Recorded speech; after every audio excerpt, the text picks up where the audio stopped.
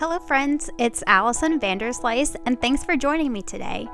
We're going to do another Slice It Up video, but this time we're going to use 2 sheets of 12 by 12 pattern paper. Here's what they look like. I'm using a light blue and a snowflake theme for January birthday cards. We're going to take our pieces, and I have mine layered since they're thinner, and we're going to cut the first one at 5.5 inches and set that aside. We're then going to move the paper over to 5 1/4 inches.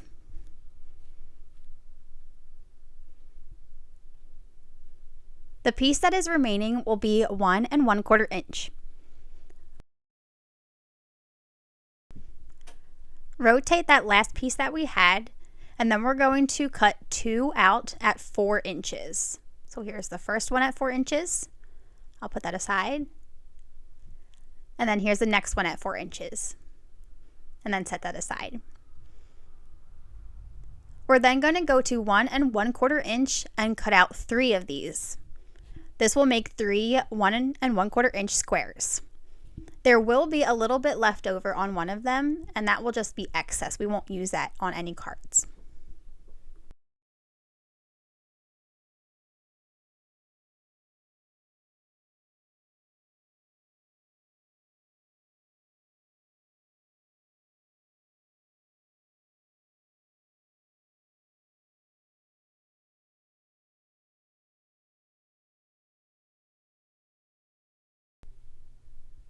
We're going to go back in now to the 5 1/4 inch piece and put that along the 12-inch side, and we're going to cut at 2.5 inches. We'll then slide it over to 1 1/2 inch, and then we'll cut this next piece at 4 inches. I'm going to rotate that piece of paper and cut at 3 inches.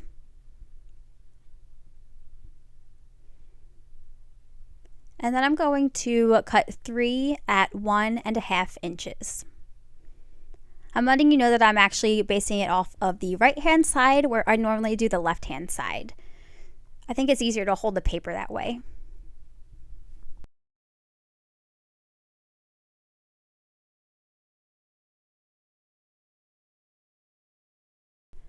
I'm going to take that 5 1/4 inch by 4 inch piece and cut it on an angle.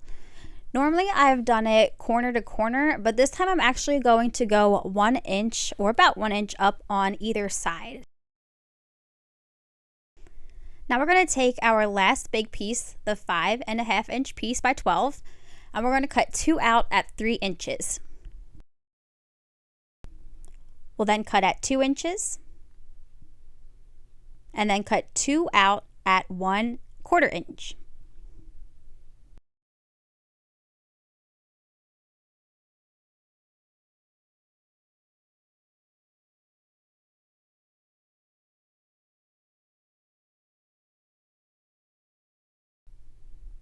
We're going to rotate that piece and cut at 3 inches, so that will be a 3 by 3 square.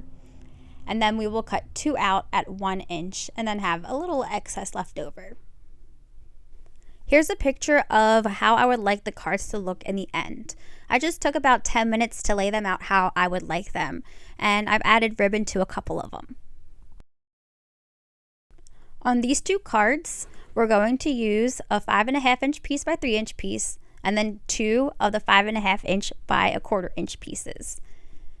I'm going to take this first one, and it's going to go down the middle, and then I'll take the 1/4 inch pieces and put them on the outside as a border. Does anybody else struggle to pick up pieces once they have glue on them? I've been trying to keep my nails a little bit nicer and make them last longer, so I've been struggling picking things up.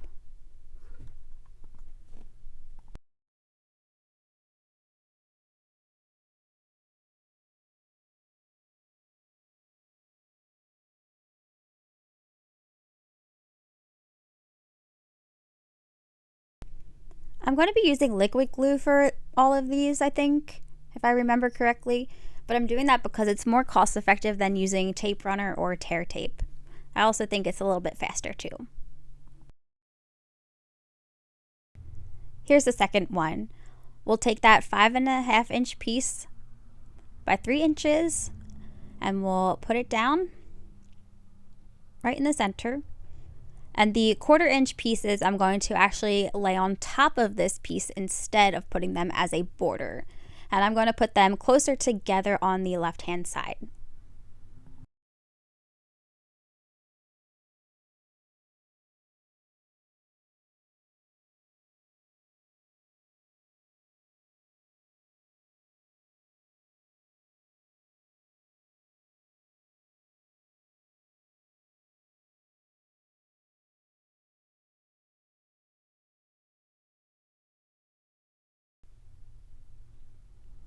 This next one we'll use 4 of the 3 inch by 1/2 inch pieces.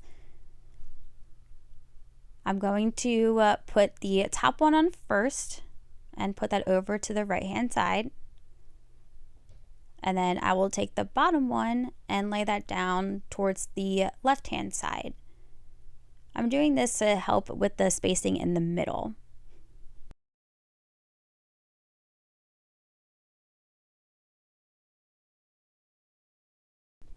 I'm taking the 2 patterns and staggering them so that way it gives a little bit more interest to the card.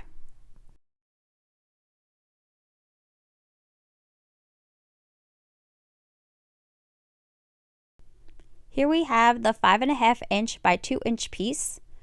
We'll put the glue on the back of it and place it down more towards the left hand side, leaving a little border of the card base.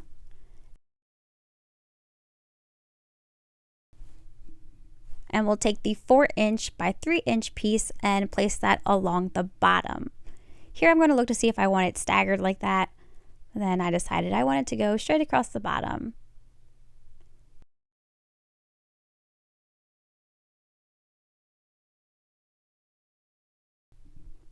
Now we're going to take 1 1/4 inch by 4 inch piece and put that down towards the right. And then we'll take the 3 1 1/4 inch by 1 1/4 inch squares and put those down.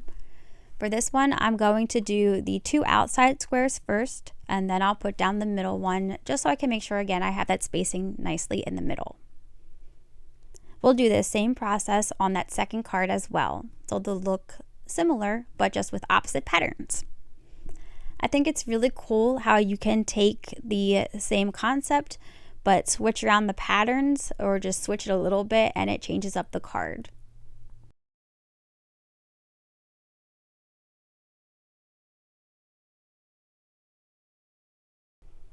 If you wanted to step these cards up a little bit more, you can always add an extra layer of cardstock. I was contemplating that, but I just didn't have any in my stash or an ink that I thought would look nice with this color. So I just left it as is, and I really enjoyed how all of these cards turned out.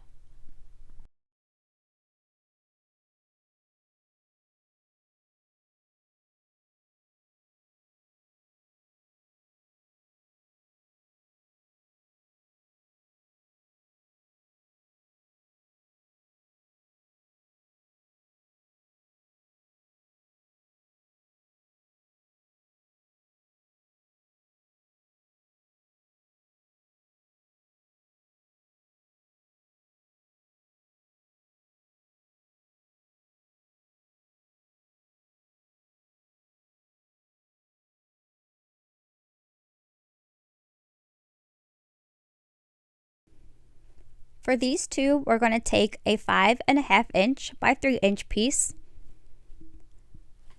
and then a 3 by 3 inch square, and then the 3 inch by 1/4 inch piece. For this one, I'm going to take the biggest piece and put it more towards the left, but leaving a cardstock border. And then I'm going to take the square and I will put that down towards the bottom right, but again, leaving a border. And then I'm going to take the 1/4 inch piece and then place that in line with the square, but leaving a little space.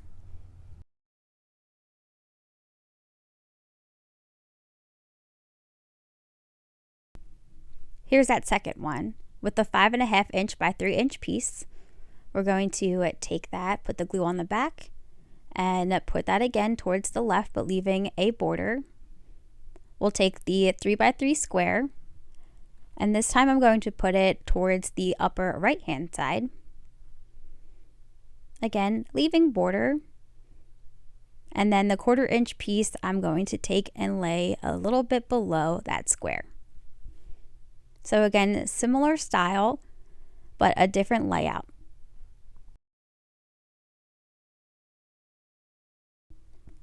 The next one, we're going to take 2 of the 5 1/4 inch by 4 inch piece that we cut on an angle. I'm going to put the glue on the back and then place this one down a lot lower than I normally would when I first put down a piece. But this is because I wanted to layer this on top. I guess it is kind of wasting some of the pattern, but I really liked how this one looked.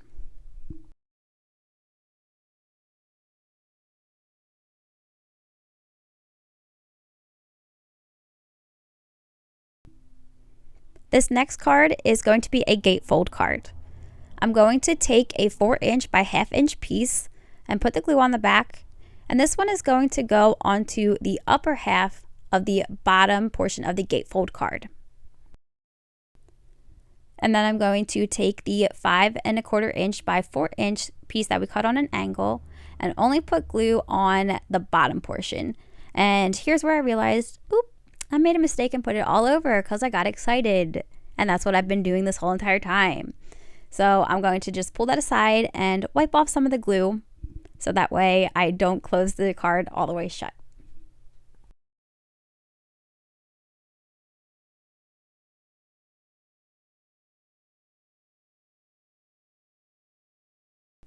So again, just make sure you only have glue on the lower portion of it so that top part doesn't close the card shut. And here's what it's going to look like when you open it.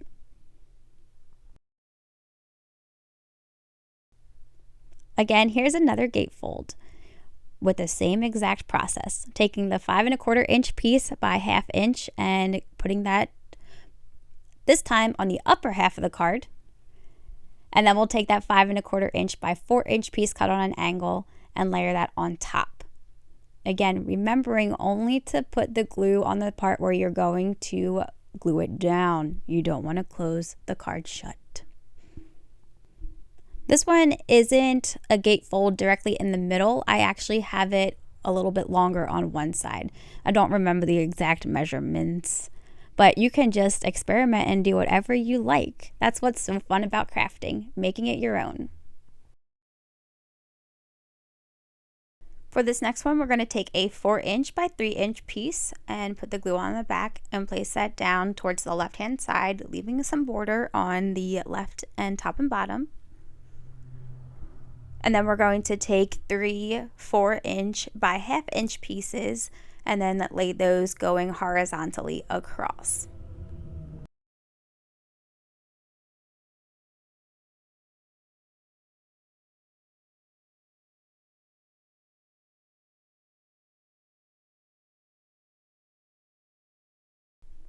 I'm going to try to space these ones evenly in the middle of the card.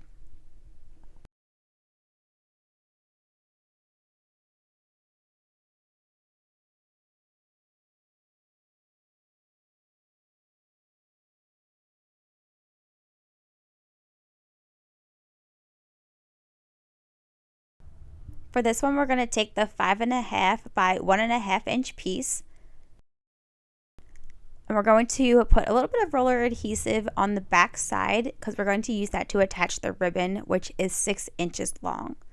And I'm just going to put that more towards the right hand side of that piece. I'm then going to take those 3 4 inch by 1/2 inch pieces and then put those down first on the card this time. Again, just to give it a little bit of a different look compared to what we did previously. I'm going to put 2 closer towards the top and then 1 towards the bottom.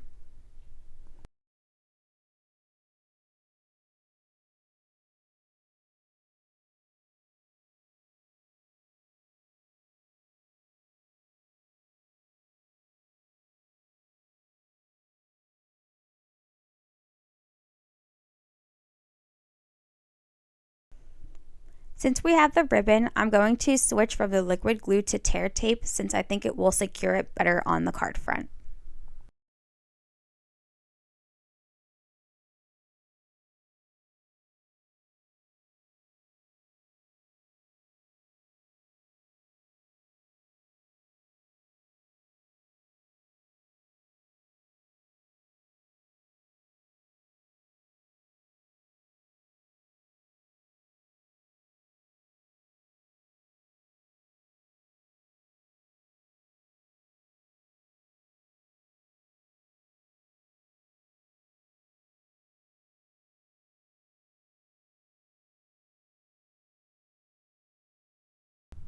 These next two cards are going to use the 5 1/4 inch by 2.5 inch piece and the 5 1/4 inch by 1.5 inch piece.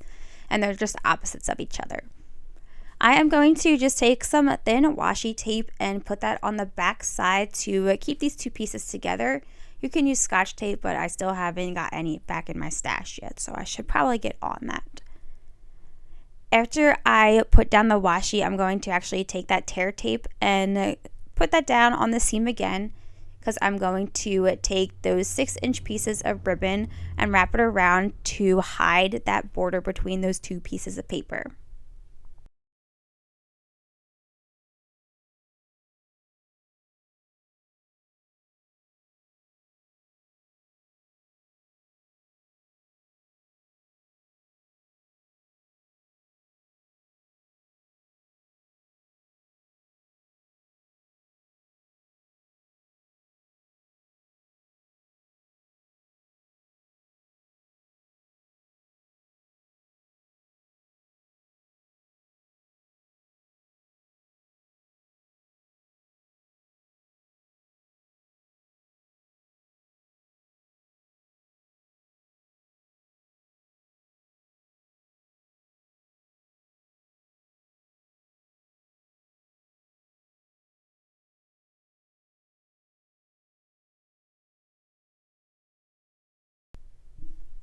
Again, since we're using the ribbon, I'm going to take my 1/2 inch wide tear tape and place that on the back. I'm experimenting this time to see if I can just put it on the two outsides and then diagonally across the middle instead of adhering it down on all four. Again, just to save with some time and also our supplies.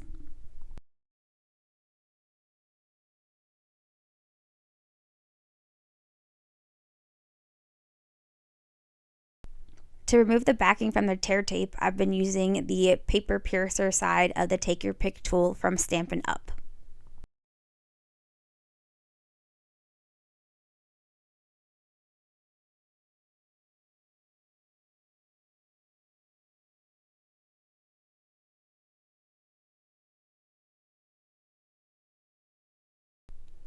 When I have cards that have basically the same setup with the dimensions and the ribbon and everything, I put one landscape and one portrait. So that way they're just a little bit different from each other. Now I'm showing you all the cards that we had created using these two pattern pieces of paper. In total, we've made 15 cards.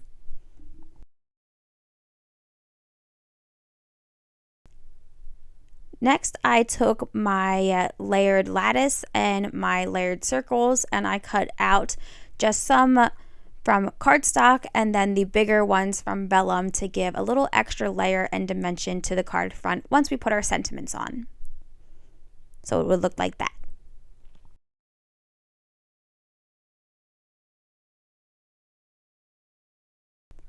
Now I'm going to take one of the cardstock pieces and use it as a guide to make my stamping a little bit easier. I have at least 9 family birthdays and 2 birthdays from school that I'm going to be making cards for. So I just figured for all 15 cards I will make birthday sentiments and then I can save them and use them in the future. Using this guide is going to make stamping 15 sentiments quick and easy for us. All we have to do is just pop in the cardstock pieces after we get them lined up ready to go.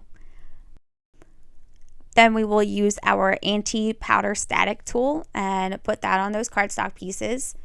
And since I'm going to be using silver embossing powder, I'm going to use the VersaFine clear sticky ink. We'll put that down on our stamps, close the stamping platform door, press down, and I'm just checking to make sure that all of them are good to go. I realized the bottom one wasn't stamping too well, so I just removed the magnet and then I stamped that one again. You know it sticks well when your piece comes up.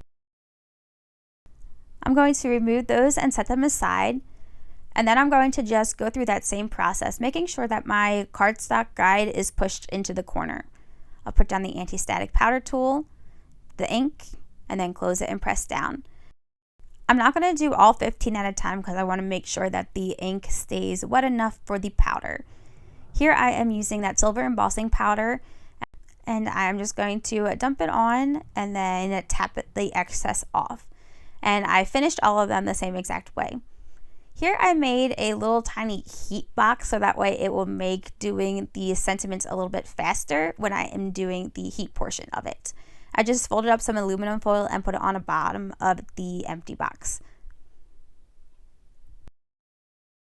I'm using my reversible tweezers just to make picking them up a little bit easier for me, and then so I don't burn myself when I am holding them down in the box so they don't blow away.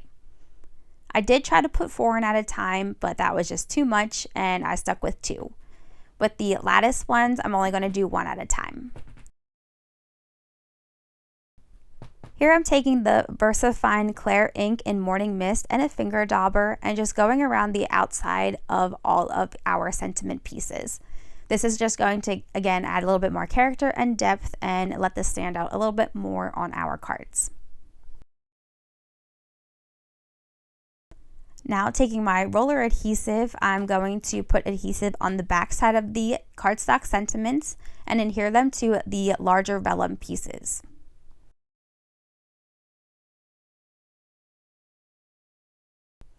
Here's a picture of how I would like the cards to look when they're finished. It just took me about 5 minutes to lay them out with the sentiments on them. Now I'm going to adhere them using these foam circles and also foam squares as well. To remove the backing, just like before, I am using the paper piercer side of the Take Your Pick tool from Stampin' Up. Do you guys like the time-lapse portion of these videos, or do you prefer that I just do it at 2 times like I have been doing?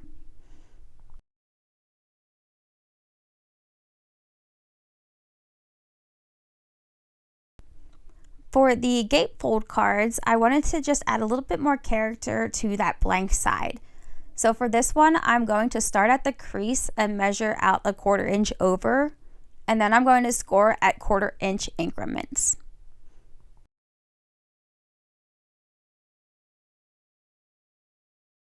You can also use embossing folders for this as well if you would like to do that. I know that they're pretty popular at this time.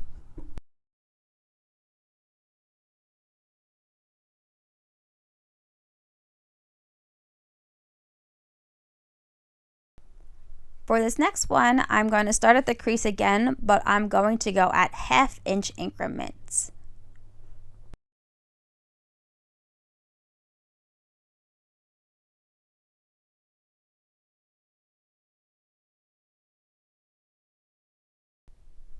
Making sure that it's open, I'm going to rotate it and then make 2 more lines going down, stopping at the crease.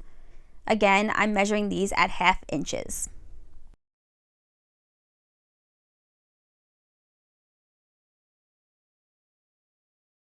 Then we'll just pop on their sentiments, and they are both finished. I think it's really cool how the angled paper is able to keep the card shut instead of using a belly band. For the inside, just to add a little bit more fun, I'm going to take a present stamp and I'm going to use that Morning Mist ink again and stamp it on the cards.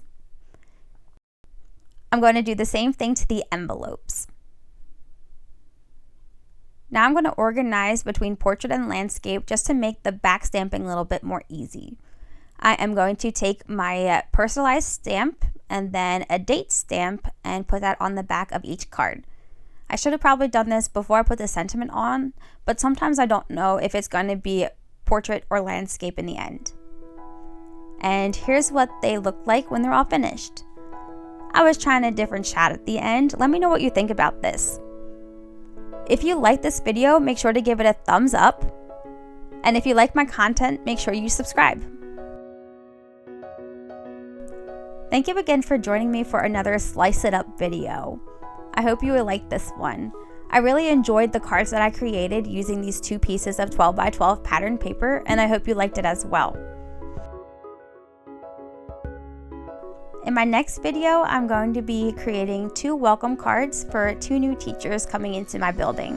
I hope you stick around for it. Have a great day, and I'll see you next time.